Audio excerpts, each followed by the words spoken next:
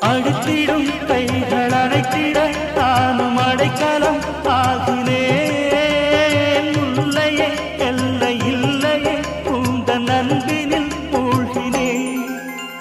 கண்கள்